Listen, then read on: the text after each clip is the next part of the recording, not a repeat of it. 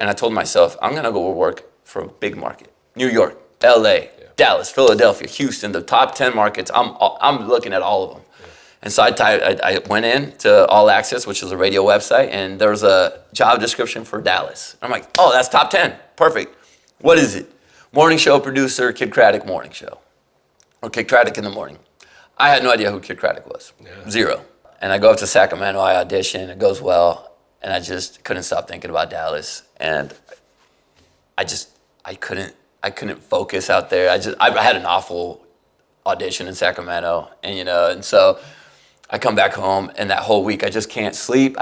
All I'm thinking about is going to Dallas, and so I show up here in Dallas, first time in Dallas, and I remember first thing I saw was the skyline.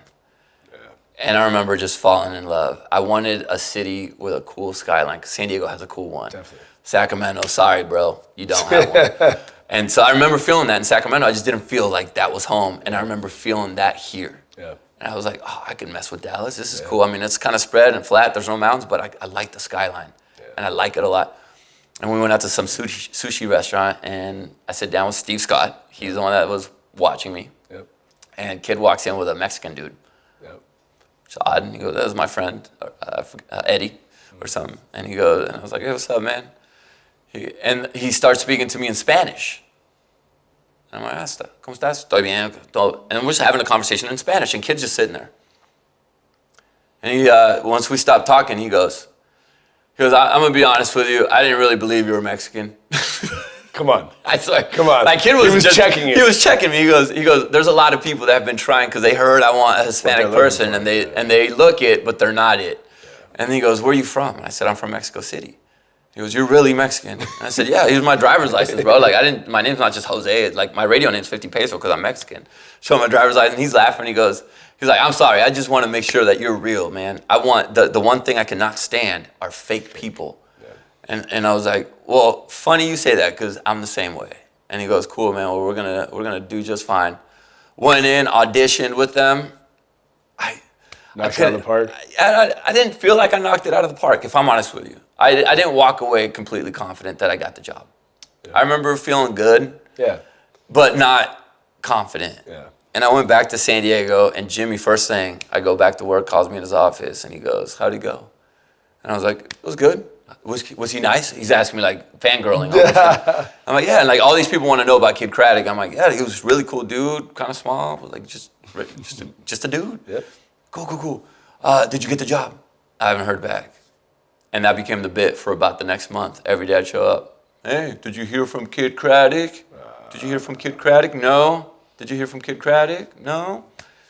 Till I show up to work one day, and I get told Jim Richards wants to see you, and he was like the big boss there, like he was running the show of the stations, and I was like, oh, I've actually never met with Jim Richards. I've seen him, I talked to him, but okay. I walk in, and he looks at me, and he goes, hey. I got a call from Patrick Davis, the program director in Dallas.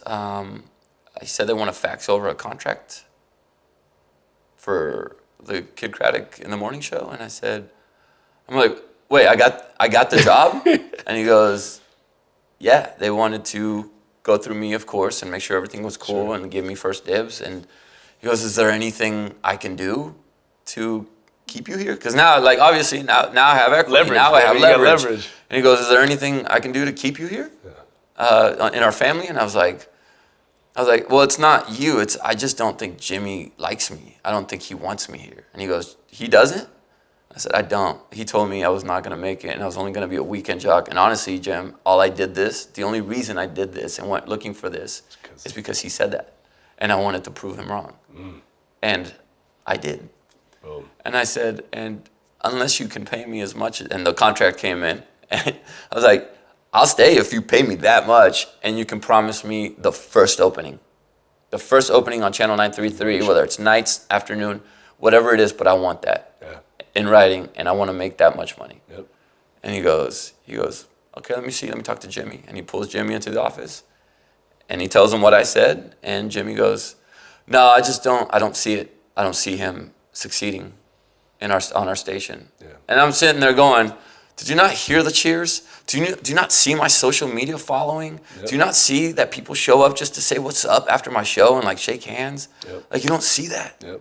And so that's the moment I looked at Jim and I said, I'm ready to sign my contract and fax it back. That was it. And that was it. And then you came. And I got the job.